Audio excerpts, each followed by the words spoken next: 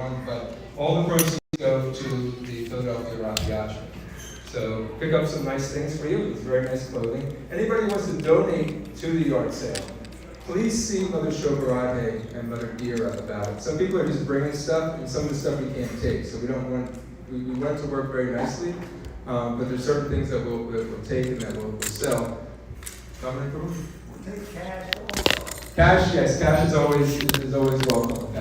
It's a very nice offering. So please see Mother Gira, Mother Shobaradhe, and they can guide you into what are some of the things that will be accepted.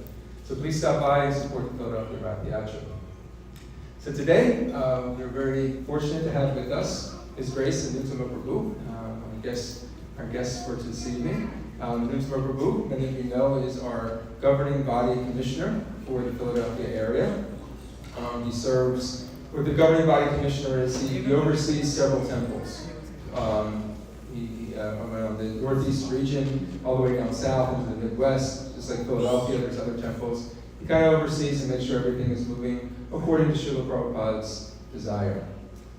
He is also the international minister for communications, Iskcon Communications. He heads up the Iskcon News, so maybe he'll give us some updates on what's happening in the world of Iskcon outside of Philadelphia. We're just very fortunate to have him with us here tonight. Please help give him a very warm Philadelphia welcome. Haribol! And if anybody were with us yesterday at the Harrisburg Rath Yatra, I see some of the faces were here at Harrisburg Rath Yatra. He was there. It's really wonderful exchanges with devotees. Maybe you could share also about, we actually went, believe it or not, we were invited into a baseball stadium. And we were the opening act before the Star Spangled Banner. It's quite amazing. Never thought we would do that. Did you ever think you'd ever be in a baseball field? First time. Thank you, Mr. Guru. Hare Krishna.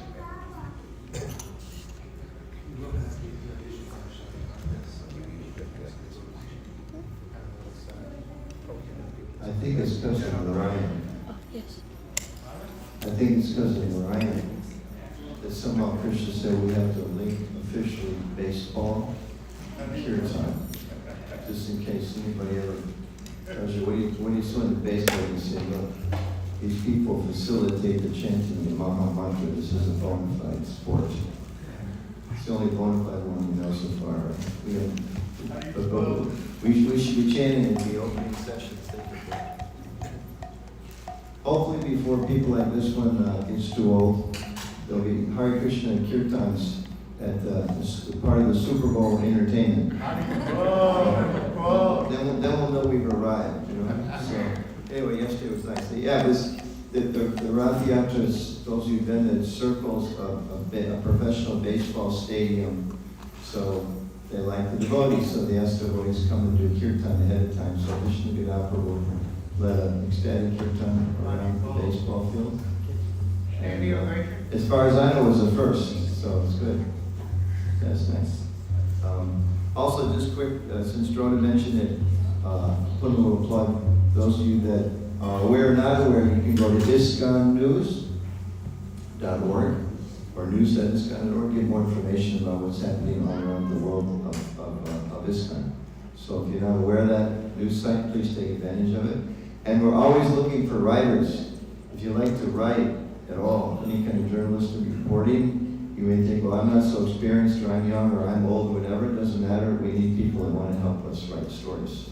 So coming from Philadelphia, or just put your name on the list, and we send you a list of facts and figures, and you can put together a story about Singapore, even if you've never been to Singapore. The whole world will think, wow, I didn't know she went to Singapore. So this way, we can engage your services. I invited him yesterday, he would come and play drums. He's such a good Vaishnava, and he came to play.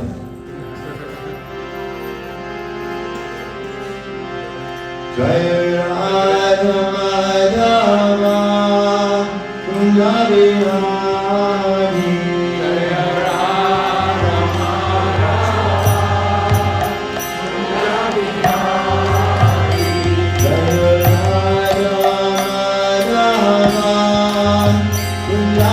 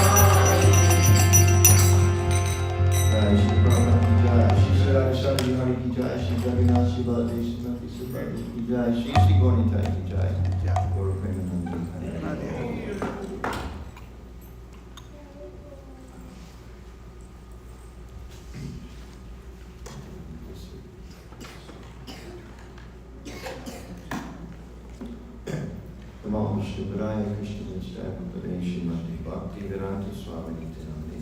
Namaste Saraswati Deva Gauravani Vishnu Srimati Prasthitari Sitari. So, as you just heard, been asked to read from and speak a little bit about the sixth mantra of the Sri Ishopanishad. It's up on the screen here. So we know there's 108 Upanishads, and Prabhupada quotes several of them, often in his lectures and his writings. But the Ishopanishad is the only one he translated and had published, and he did so fairly early on. So it is a very, very important text. So mantra 6 is up on the board there. I'll read one line and then you can repeat, and we'll get right into the text. Yastu sarvani bhutani atmanyevanupashyati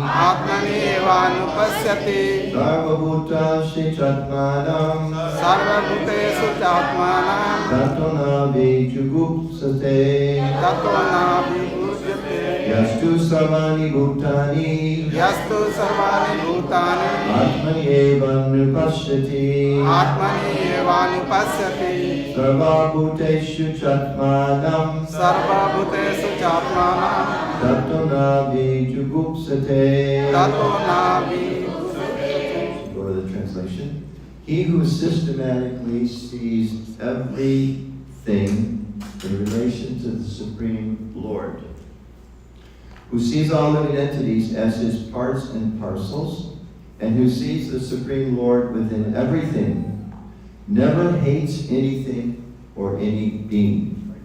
So let's say that all together. There's a lot packed into these few words. He who systematically sees everything together. He who systematically sees everything in relation to the Supreme Lord, who sees all living entities as his parts and parcels, and who sees the Supreme Lord within everything, never hates anything or any being.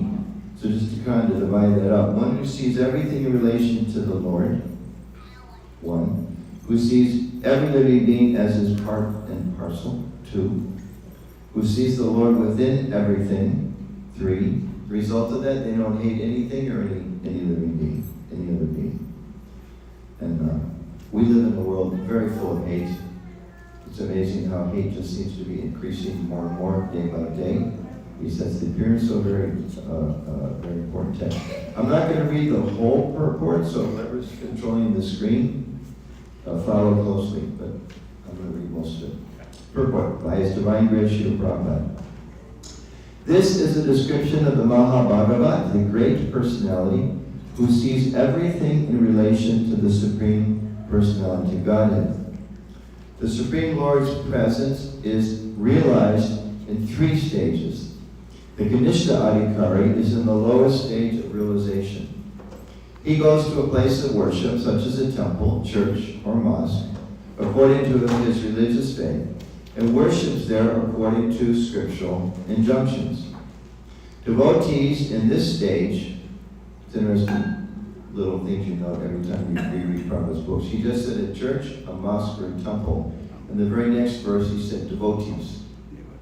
So he's making a statement. People go to those different places, they are devotees in the broader categorization. They meant follow our path, but he's saying those people are devotees. Interesting. Devotees in this stage consider the Lord to be present at the place of worship and nowhere else.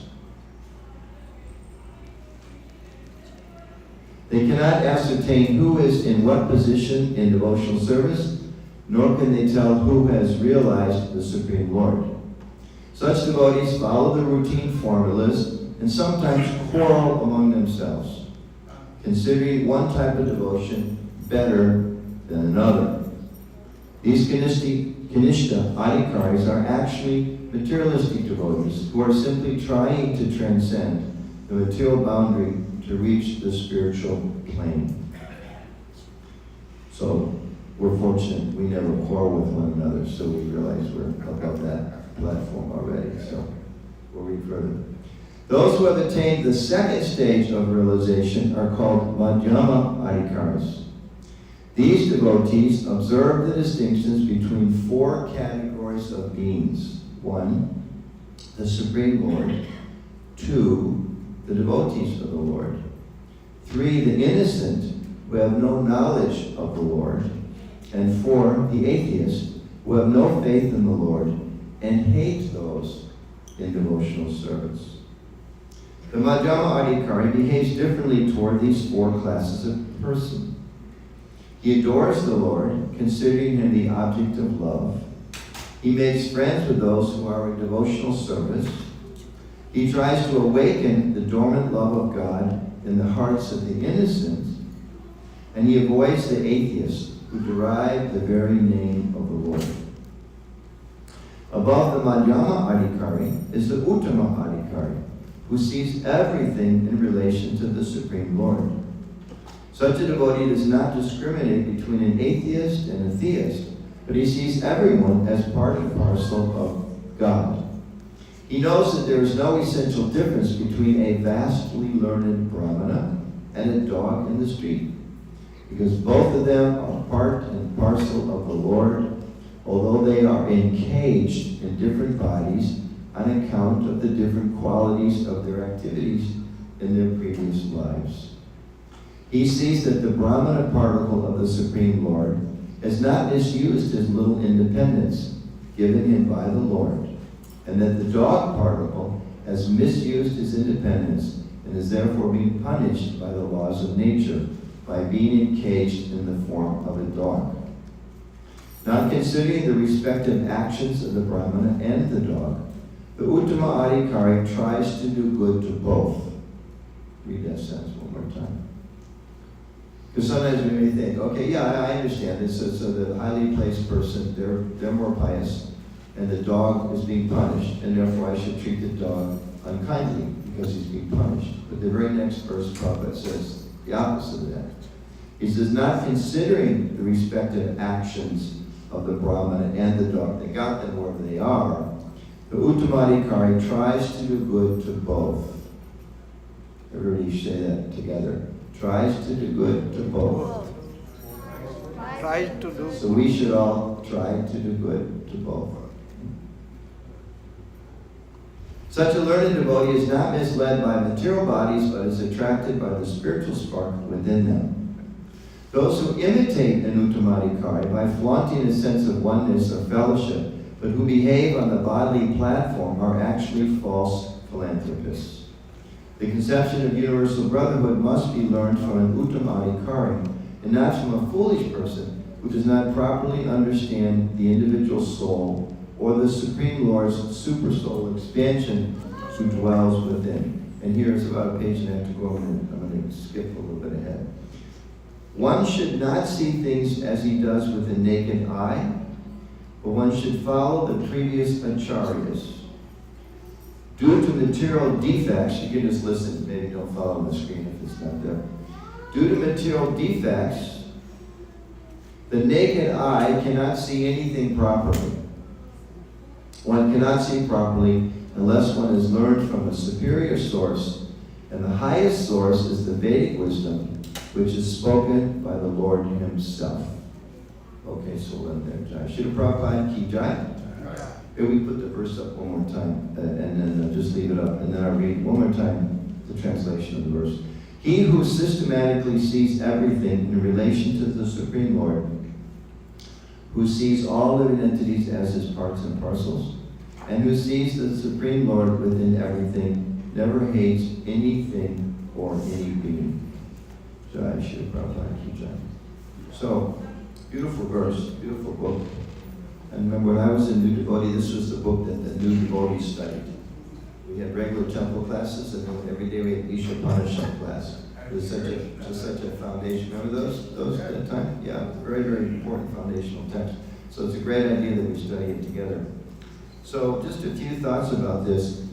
This verse is, if we look a little closely, it begins, one who, or he who, systematically sees. So it's describing for us a type of vision. And what is the vision of a spiritually advanced person? Spiritually advanced person, especially in Uttama Adhikari, the highest devotee, who we're also supposed to be coming to this stage, who sees everything in relationship to the Supreme Lord. So, vision, or how we see, is really important. So here we're being instructed how we should try to see, and as we advance it becomes natural. This is how we see. The example comes to mind, Prabhupada discusses in a different context how a mother may see the shoe of their small child and immediately feels maternal affection. The child's nowhere around. But because the shoe reminds them of that connection, they feel that bond, they feel that love, they feel that connection. So in a similar way, if we're going someplace, I just drove from Harrisburg a few hours ago, and you have a map, or you have, these days of course, I think especially young people say have a map, they have no idea what a map is, right? I still have a map in my car, and it's like, whoa, that's really ancient. You have a map, what do you need a map for? You know, if you to look at a map is even more archaic, you know, but I do that sometimes just to, I like history, so you can look at a map, it's history. So the map and the GPS, it gives us vision. Based on that vision, we know where we want to go. And those of you that work in the corporate world, they talk about what the corporate vision, right? What's the vision of the corporation? Or they talk about what's the mission statement or the vision statement of the organization. Where are we going? Right? And you know, different types of vision statements about, you know, we care for our customers, number one. So ideally, that will impact the way everybody in the company thinks and acts according to that particular vision. And other organizations may have different types of vision. Stephen Covey, the famous leadership guru, he talked about we need to begin with the end in mind. You need to have a vision. Where am I trying to go? And based on that vision, then you know where to go. Just like if I want to go to, I live in Washington, D.C. If I want to go to Washington, D.C., I need to see where I'm going. If I go out and I turn northwest, I'm not going to make it to Washington, D.C. I might make it eventually if I'm prepared to kind of like hire some Huskies and take a cart across the Arctic Circle and work my way through Siberia, and however that circle comes all around. Maybe eventually I get there, probably I'll die. It's a lot easier if I just know where I'm going and I align my sight with my destination. And you know, a nice Vedic example in the Bhagavad-Gita is there where Drona was testing his disciples early on. All the cousins were there together. And he went around and there was a bird in the tree. Yeah. There was a target there. And so he asked each of them, what do you see? I don't remember the order, but you know, Yudhishthira said, I see a bird in the tree. Okay. Duryodhana, what do you see? Well, I see the bird. Okay, Yudhishthira, what do you see? I see the head of the bird. Right? Then he asked Arjuna, what do you see? I see the eye of the bird. He said, now shoot. The others weren't qualified to shoot because they didn't see what they needed to see. So here, this verse is very influential because it's very important because it's explaining what it means or how a spiritually minded person or a Krishna conscious person for us, how a Krishna conscious person sees, and that is described. We see everything in relationship to the Supreme Lord. And that in the same way, if we see like that, or as we see like that more and more, it guides us, and it directs us, and it motivates us.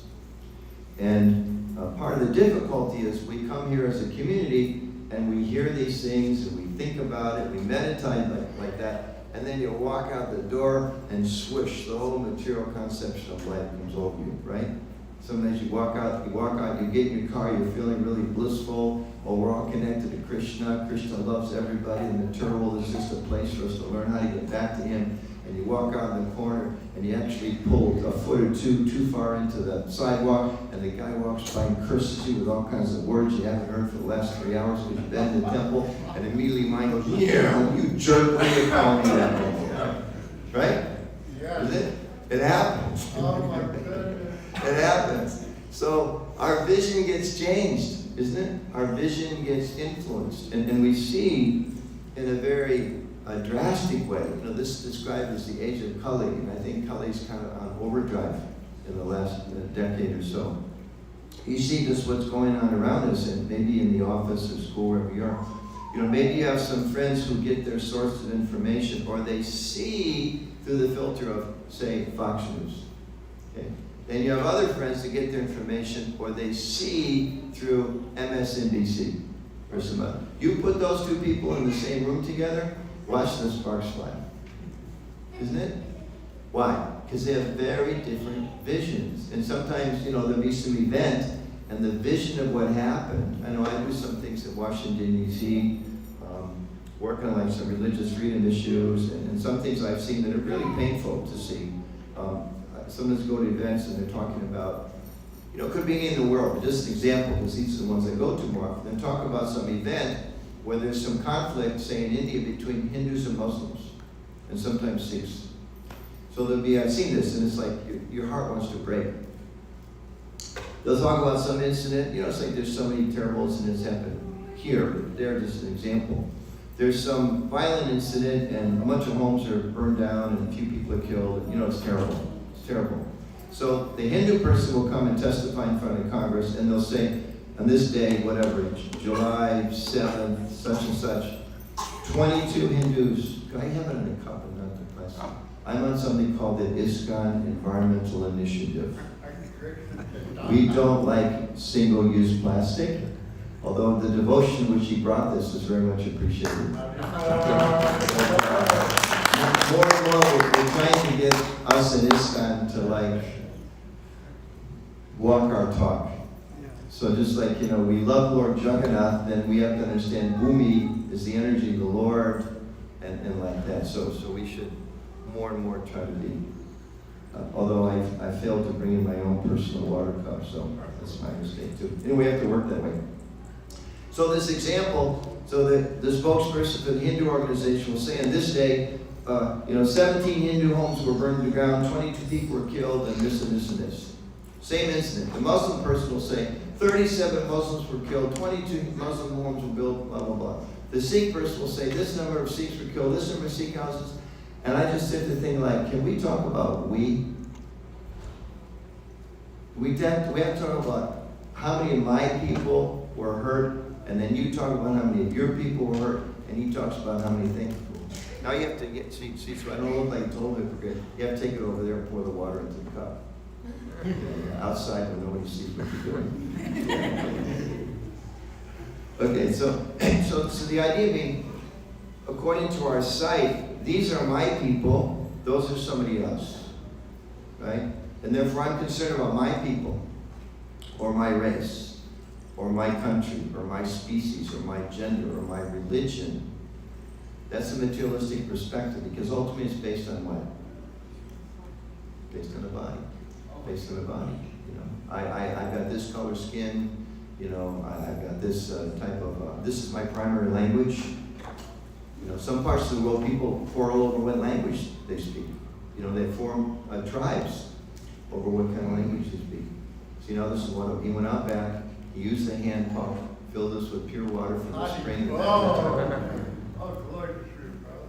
Thank you, bro. Appreciate it. So, here the Ishapanas is explaining to us what the vision we should try to develop and how we can do that. And it's a radically different vision. It's a radically different vision. I read something recently, they were doing some survey of people in America. And I live in D.C., so, politics is all around us. And historically, the two main parties in this country, in different places, they don't like each other, they have different opinions, but there's been this ever-growing perception, not only do I not agree with you, not only do I not like you, I think you're bad for the country. That's at both sides. That's the new thing. It's not just that I disagree with you. My esteemed colleague from the state of Ohio is, these people are bad. They're bad, their vision's wrong, and they're harmful for the country, and maybe they shouldn't even be here. And that's just what we're experiencing here. Similar things are going on in other parts of the world. So these different perceptions, contrary to what's said here, it does lead to hate, and it leads to violence. Vision leads to that. You hear about how there was some recent case, I don't remember where it even was, some of you probably know. Some police officer came home, thought someone had broken into their apartment. Remember this one? pull out their gun and kill the person in the apartment. Like you may think, well, okay, yeah, if somebody broke into the apartment, who knows who's in there, and they're a police officer, they're meant to defend. The problem was it wasn't their apartment. They went to the wrong apartment, and they killed somebody sitting peacefully in their own home. Because they went to, so what was wrong there? At least part of it was their vision was completely wrong. They thought they were in apartment 202, they were in apartment 203, and based on that, horrible things happened. So in a similar way, when people's vision is based on different types of tribalism or materialistic concepts of life, then it leads people to actually differentiate, and unfortunately leads people to actually hate. Sees other people simply as competition. So here, this verse is quite a radical claim because it's saying people can actually give up hate. Just like people talk about, there's so much hate that, well, geez, what do we do? Well, we have to love one another. This is going a little deeper. What's the root of that problem is because we're lacking a spiritual vision. We don't see the connection. So we see other people, other nations, other tribes, as competitors for material things, thinking that these material things will make me happy. Whereas the spiritual person understands, I'm just passing through. And whatever I do is being recorded in my karmic history. And if not now, at some point, I'm going to be responsible for the good as well as the bad things that I did.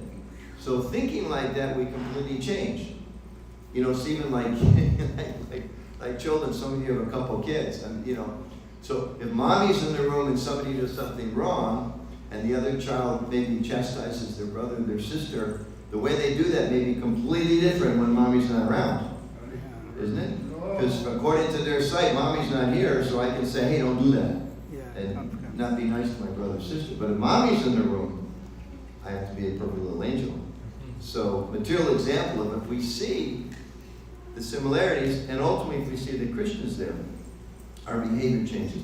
And therefore, a similar verse, like a similar concept in the 5th chapter of Bhagavad-Gita, Bhaktanam Chakatapasam Sarva Lokamaheshwaram Suridam Samahuttanam Yatvam Mam Shanti Vichati. Krishna says that, how's it begin?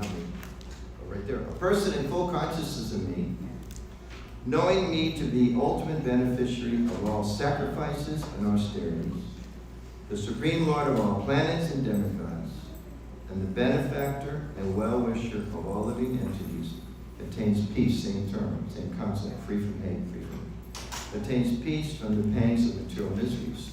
So also in the Gita, Krishna's making this point, that when one understands him, or the divine, as Prabhupada summarizes the purport, the enjoyer, the controller, and the friend of all living beings, he says this is actually the peace formula.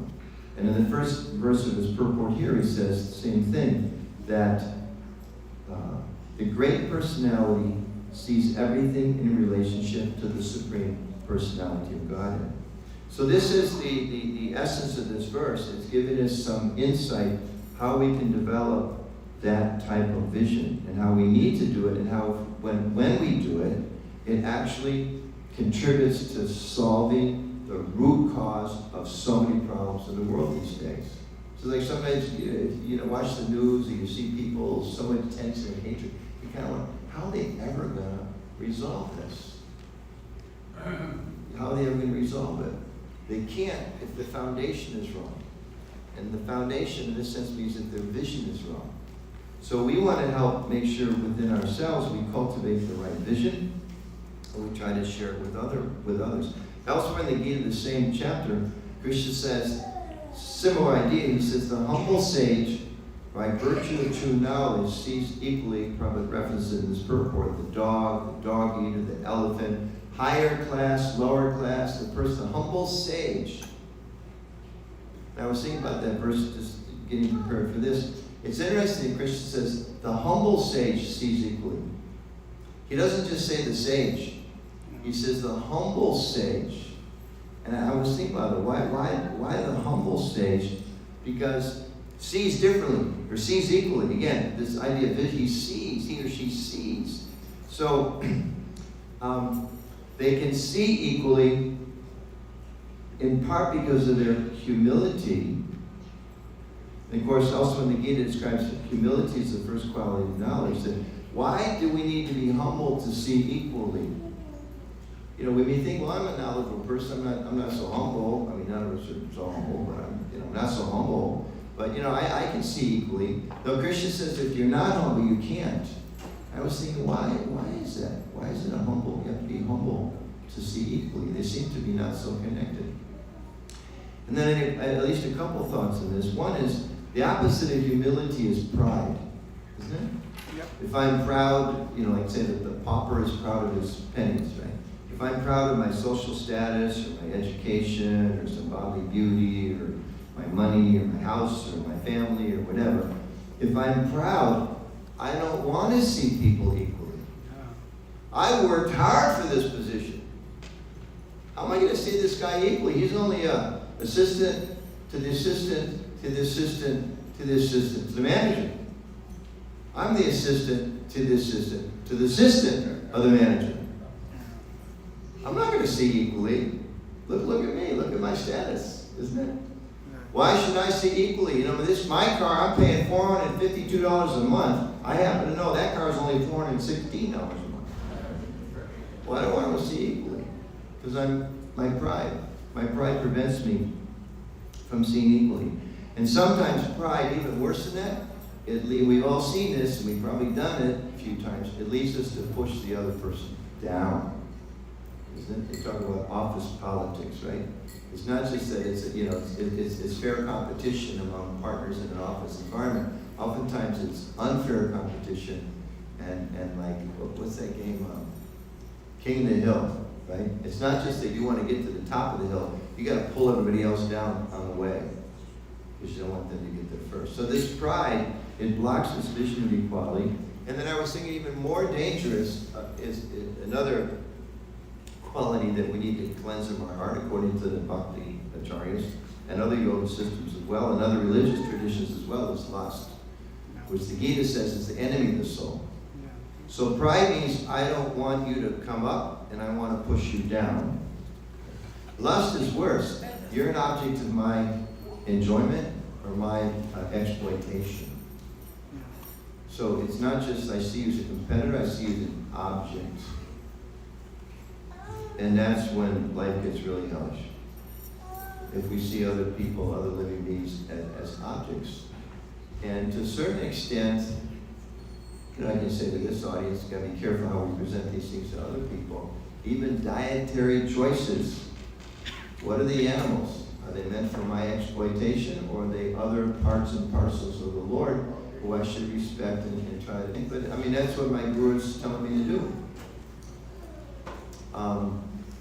So we should try to see like that, and try to live like that, and try to be examples of that. I was driving from Harrisburg here, big billboard in the middle of the road, and I was like, oh my gosh, the world is really getting worse. They didn't see billboards like this 20 years ago. Hopefully it means there wasn't this problem 20 years ago. There probably was, so maybe there's progress that we're recognizing and we're talking about it. But we all know, like, you get out of the public restrooms, there's a big sign.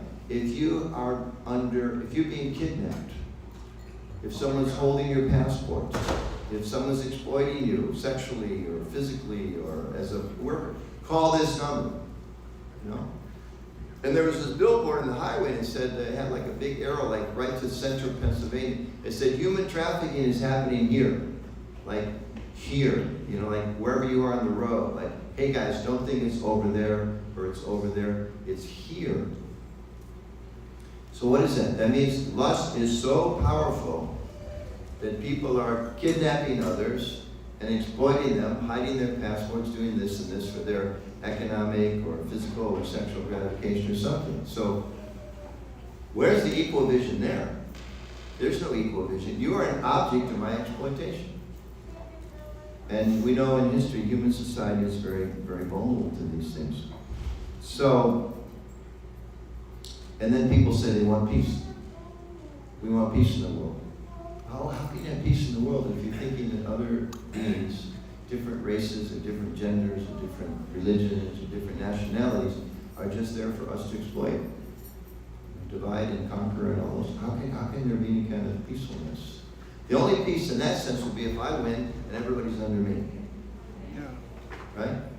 And we all know what does that consciousness lead into? That's a total hellish life.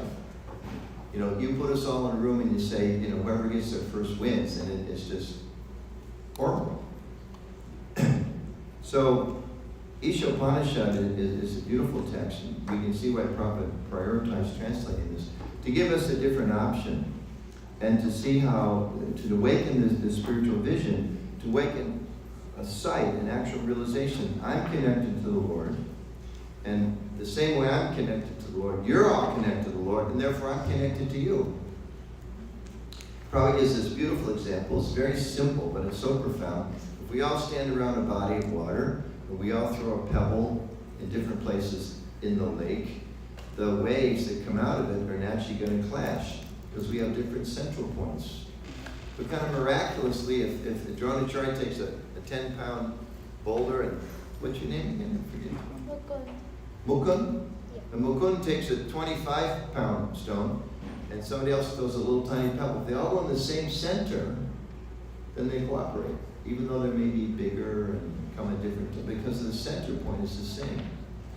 So, seeing like that is our goal in Krishna consciousness.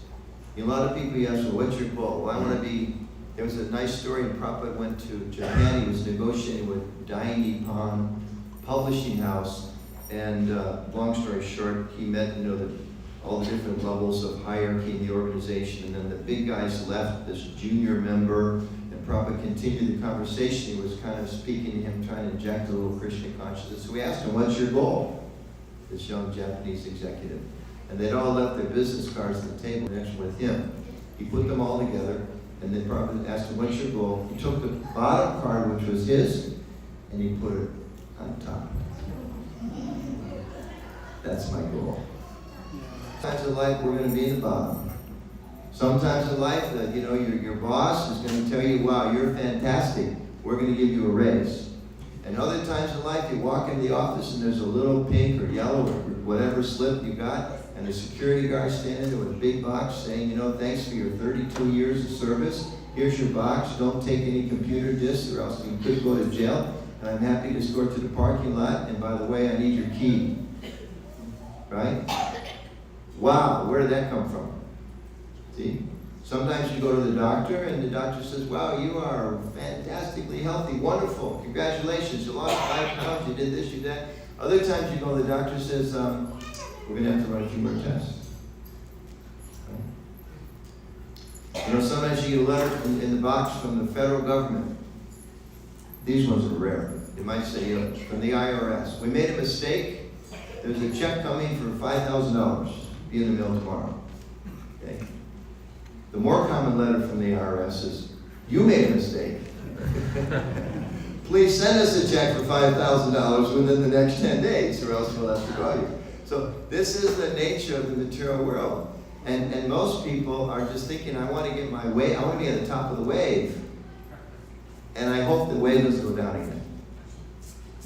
But hearing the words of Krishna, we understand that's a waste of time. The wave's going to lift us up, the wave's going to push us down. Money's going to come, money's going to go, right? Yeah. Lakshmi, right? What's her other name? Chanchala. Chanchala. Why is she named Chanchala? She's moving around. Right? Money comes, money goes. Good health comes, good health goes. Promotions come and bad, fire transfers or, Probably some of this here, like you go to work one day and they say, we're going to have a company meeting, the president wants to talk to us, and he has a nice corporate meeting, everybody says, we're closing the company.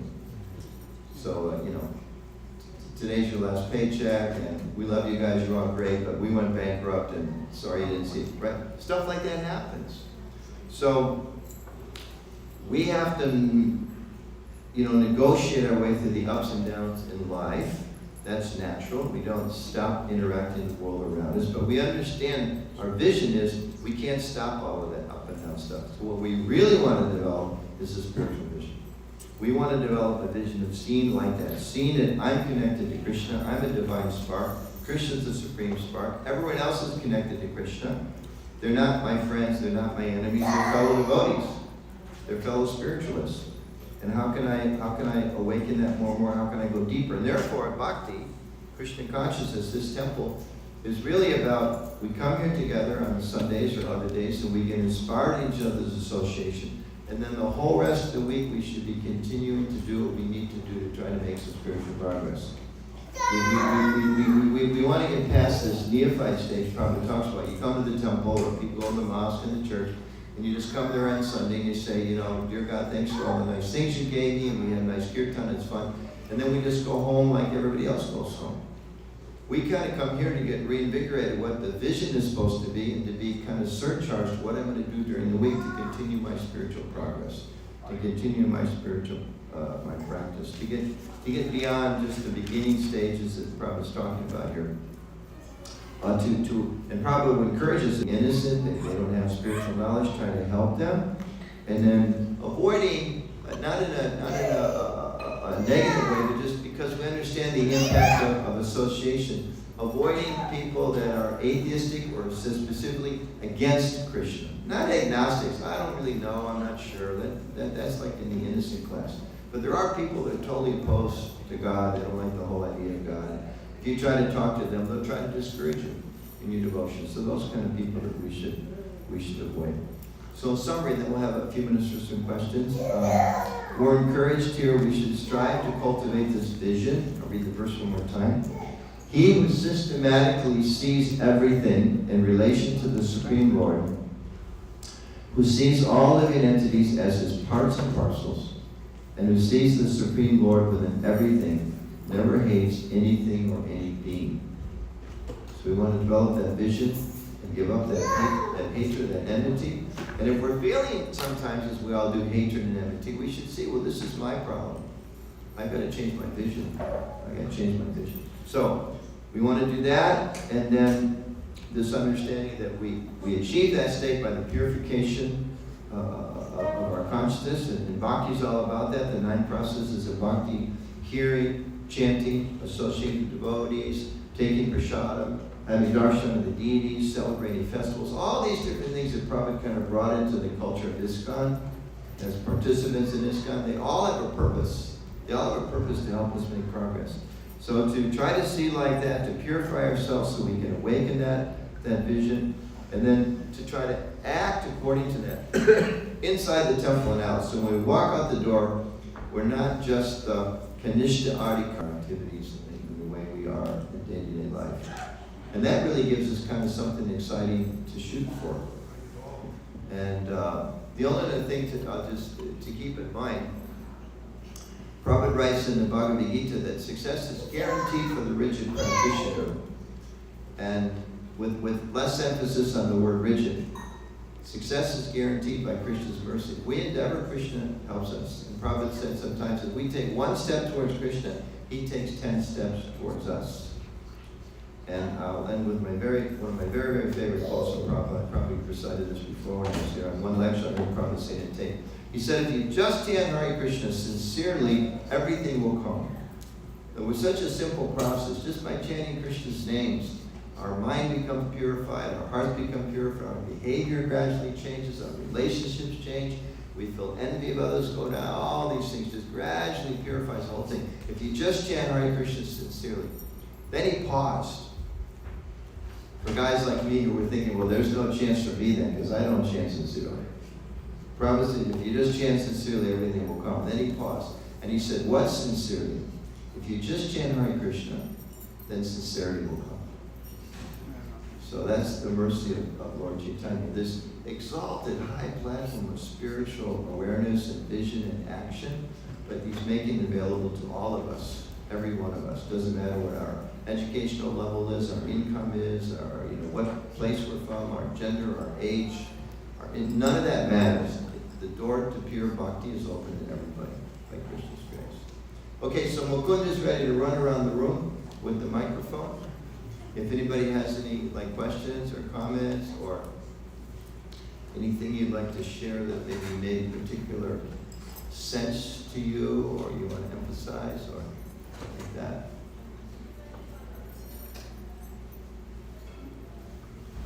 Sometimes I talk to the very end and then I have to apologize. Today I was a better yogi and I left time. So, okay, back in the corner. Hi, Bobo. I remember when I was a little Catholic boy, years ago, we had church.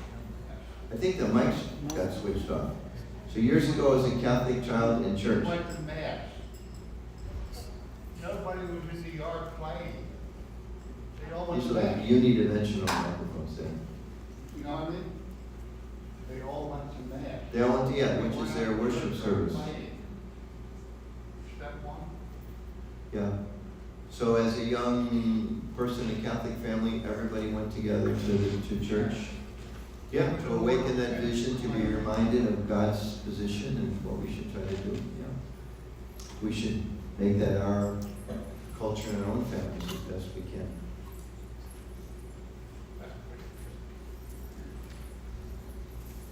I thought LaQuin's father had a question. Okay.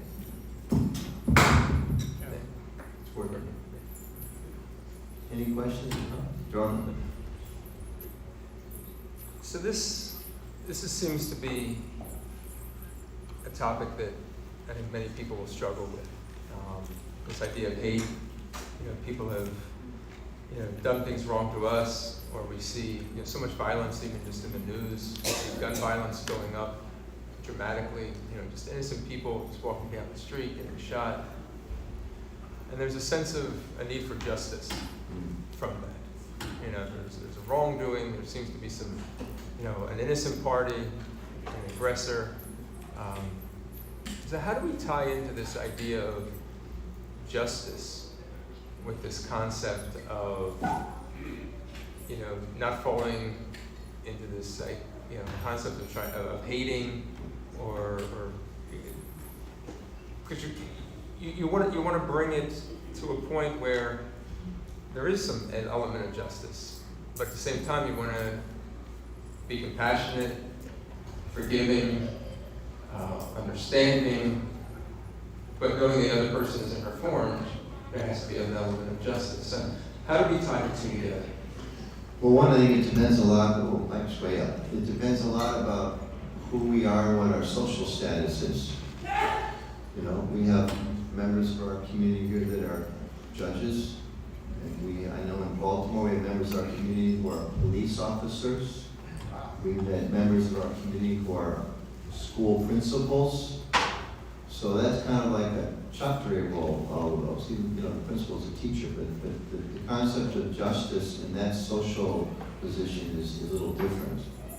So I think a lot of it depends where we are. As individual devotees, we're supposed to be very, as described here, develop that vision and act accordingly. And we know that, our principal scripture, sometimes people are puzzled. So your principal book was spoken on a battlefield? And at the end, God told Arjuna to go fight. And one of the essential principles is ahimsa. But then he ended up fighting. It all gets a little confusing. So, in that case, we know, the whole Mahabharata is there. The Pandavas tolerated and tolerated and tolerated and tolerated and tolerated and tolerated. At one point said to the Kauravas, even though they were meant to be, according to the system, they should have been the king. Yudhishthira should have been the king. Duryodhana had his own reasons. Some, usually even violent people sometimes have some reason. Yeah, but my dad was supposed to be the king, and just because he was blind and all those things. But Krishna personally went and tried to make peace. And Duryodhana was such like a criminal mentality, he tried to kidnap Krishna. And the Pandavas told the Kauravas, okay, just give us 5 villages. Just 5 villages. We're supposed to have, we're emperors of the world, just give us 5 villages. Come on. 5 villages. And Duryodhana said, I won't even give you the amount of ground you can stick up a pin in, right? So maybe we know that story. So at that point, kind of, the justice part comes in. And Krishna says, hey, look, you're Kshatriyas, and you have to do what's necessary. So, like the policeman, in an ideal sense, there's a lot of issues with police enforcement, of course, but in the ideal sense, the police person is seen. My duty is to serve every citizen. You happen to break the law. I have to try to apply that law in a fair and just way, non-discriminatory way. So, that balance has to be there. So justice has to be there. But overlying and understanding purpose of compassion. I mean, we can have other experts here talk more about that. That'd be my understanding. If a police officer says, well, we have to be peaceful, as there's, armed gunmen shooting, right? What just happened, right? Like the police are outside wondering what they should do while children are being murdered. It's like, hey, you guys are supposed to be the ones with the guns, get in there. You signed up to risk your life. You are not risking your life. This is not the time to be thinking about, well, maybe this and maybe that. Get in there and take this guy out, That's a different kind of scenario. But if we as ordinary citizens start kind of strutting around thinking that, I'm supposed to be Mr. Justice. No, we're supposed to be Mr. Humble Compassion in the office and caring for people in that way, in school and in the neighborhood, So I think, time, place, and circumstance is very critical. But it should definitely come from a position of everyone's a servant of Krishna, and I'm a servant, Lord Chaitanya taught, I'm the servant of the servant of the servant of the servant of the servant of Krishna. So how much careful I should be before I, maybe be careful I don't abuse or misuse my power.